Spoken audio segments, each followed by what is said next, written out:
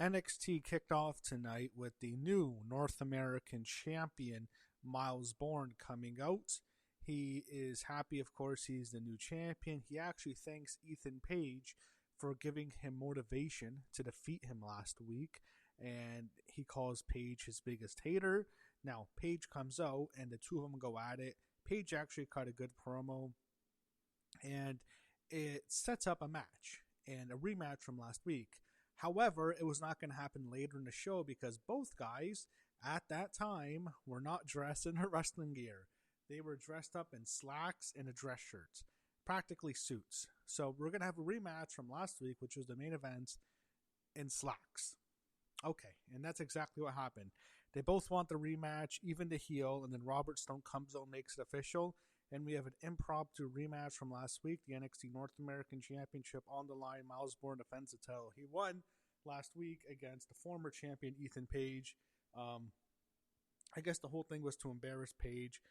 He stripped to his trousers in this, and then Bourne wins the match, who retains. I hated this. I did not like this at all.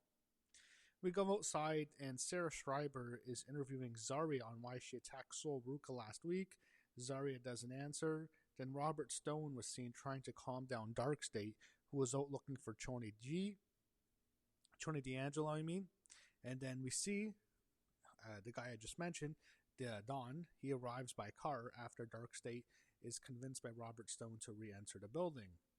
We see Blake Monroe heading to the ring. Then after the break, Blake Monroe is out. She cuts a promo on Jada Parker. She says she'll face her at Vengeance Day. Then Jada comes out. She rips into Blake. They brawl. Jada hits him the hypnotic, and it sends Blake out of the ring. So it sets up their match at Vengeance Day. And as of right now, when I'm watching this, it all seems as if they're going to just have a match at Vengeance Day, as in a singles match. Not necessarily, but we'll get to that later.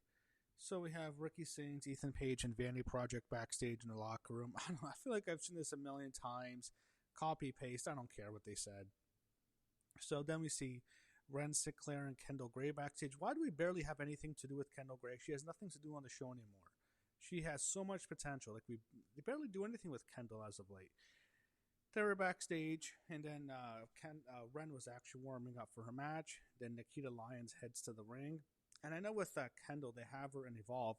No one watches that on Tubi. Like, no one's watching that. Then we have Elio LaFleur, Eli Knight, and Sean Legacy talking backstage in the locker room. I'm sorry, this doesn't feel like a real conversation at all. It feels so scripted. It feels like they're just trying to memorize their lines. And then Jasper Troy walks in. Get out of here, man, you suck. And then Josh Briggs walks in. Double go away heat for me. Both of them are horrible. Jasper Troy sucks. Josh Briggs sucks. Two NIL college football journeymen. Next, we have Nikita Lyons and Ren Sinclair, who has Kendall Gray in her corner. This is a speed match. Match was sloppy. Ren won with a submission. I don't want to be mean, but why is Nikita Lyons still with this company? Why? Backstage, Joe Hendry congratulated Miles Bourne. Hendry makes a death joke, and Miles Bourne pretends to be offended, and he does the Hendry pose. So I guess they have a bit of an alliance now. We see Kalani Jordan. She cuts a promo on Lola Vice, and now she's training with Shayna Baszler for the Underground match, and they're training in MMA. So she has her own training. We see Shayna. I don't know what Shayna is. Is she still, like, what's her position? I think she's still somewhat affiliated with the company because this is not the first appearance she's made on NXT since she was released last year. She was on the NXT Homecoming show last September, I believe. So, I don't know. I hope she's a trainer. That'd be good for Shayna. But she was training Kalani in MMA for her Underground fight with Lola at Vengeance Day. We see Izzy Dame and Tatum Paxley have a face-to-face in a backstage video segment. I didn't really care. It was nothing to it. It was just, okay, whatever. Like, can we get over with this feud? I don't care about Izzy Dame and her title reign. Tatum, whatever. They took the belt off her. They killed her after they had that great moment when she beat JC Jane at Halloween Havoc. Then she loses the belt. They haven't done anything good with with Tatum. No, they haven't done anything good to JC either. I'm getting all these chicks confused, man. I'm not happy with this show. Last week was a good NXT. I thought this week, not a fan. Then we get a 6-man tag match, Hank and Tank teaming with Charlotte Hill against the Vanity Project, who jumped the faces before the match. Then they had a whole bunch of security guards come out to try to get a hold of the situation, and eventually the match restarts. And I had to mention this. There was actually a guy holding up a toothless aggression sign. If you want to know who said toothless aggression, ruthless aggression is a play on that, but there was a particular wrestler who used to have that as a catchphrase, and yeah, I think you can look it up. It's not a very good guy. I think you probably can realize that guy who was holding up that sign was a troll. He's being a douchebag. Screw him. So a match finally starts. Faces get the win, and right after that, Blake Monroe appears, and she's like kind of crouches down on the announce table, and she says she's going to face Jada Parker at Vengeance Day in a street fight. Then Jada comes out, and the two are separated by Hank and Tank along with Shiloh Hill. They're selling this well. It's the second segment they've had. Again, I think Blake Monroe should be champion, but I feel like I rant about that every week, and JC Jane and Shawn Michaels' booking of her, and I'm just done with that.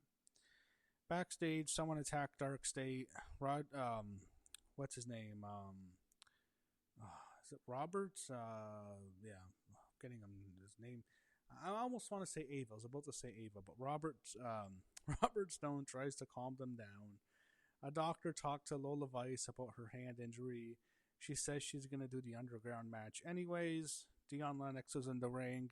He calls out Tony D'Angelo, who appears in the crowd. He blames Dark State for splitting up the family last year. Why? It was just Stax who turned. Dark State didn't have much to do with the heel turn last year. The two will face at Vengeance Day. But here's the thing. I think they shouldn't just be facing at Vengeance Day in a singles match. It should be a stipulation because it's such a personal rivalry. He's taking out members of Dark State. It's the kind of match that needs a stipulation, whereas I think Blake and Jada don't need a stipulation right away for like their first big match against each other. Sarah Schreiber interviewed Fatal Influence backstage. JC cuts a promo on Zarya, whatever. JC sucks. Then you have JC and Jane and Fatal Influence make their entrance. And then they had backstage Miles was he was talking to Tavion Heights and Charlie Dempsey. He thanked them for the no quarter catch crew. And then like Dempsey makes a comment of how both him and Tavion are kind of failures. Then the Lexus King, his group with Stax and Ariana Grace and the other guy they added, they kind of make a comment to them. I guess they wanted to recruit Dempsey because Charlie Dempsey is, his father's William Regal. I guess this is a new legacy. That's this whole new stable. It's Legacy 2.0. Zarya's out next. We got the NXT Women's Championship match. JC Jane defending against Zarya. Sol Ruka ran out and attacked everyone. She hit a double soul snatcher, causing a disqualification, and she poses with the belt. Exactly as everyone thought, Sol was going to get her revenge and like ruin the match. I'm just glad that JC didn't get to beat Zarya. I'd rather just have it be a DQ, but we all knew Sol was going to get involved here. Ricky Sainz heads to the ring. The announcers preview Vengeance Day. Sarah Schreiber interviewed Robert Stone backstage. He says he'll have a decision about the NXT Women's Championship at Vengeance Day. Whatever. And then Ricky Sainz comes out. He performs a concert dissing Joe Hendry. He's no Rock. This sucks. This got to the around, this is your life type of levels. And I'm not talking about the Rock's one with Mankind. That was great. I'm talking about some of the ones that followed, like the Mick Foley one with John Cena, the Alexa Bliss one with Bayley, like some of the worst segments. That's what I was thinking here. Oh my God, end this fucking shit. Finally, Hendry shows up. He attacks Ricky with a guitar. Vanity Project attacks him, but Miles Bourne makes a save, and the faces clear the ring to end the show. And that was the go-home show. It's like the most pointless NXT PLE ever. Why did we even need Vengeance Day? If you're going to do Vengeance Day, I don't mind if it's going to be like in a different arena, or at least like in a different auditorium or something like that. Why are you doing a show at the Performance Center? You're better off booking these matches on NXT. At least we can get a good show, because they're not going to make much off of this. I think that it's just going to stream on Peacock. I guess it has to do with Peacock and their deal with them. I get it on Netflix, so it's not a big deal to me, but I'm thinking, like, is this even necessary, this PLE? And I think it says a lot that they have to do at the Performance Center, because they don't do well whenever they leave as of late, because they have the worst booker in wrestling right now, Shawn Michaels, who's fucking horrible. So I guess that's what they're doing with NXT. Vengeance Day is this Saturday. We'll see if it's a good show or not, because NXT tonight, I was not a fan of this show. I did not like it.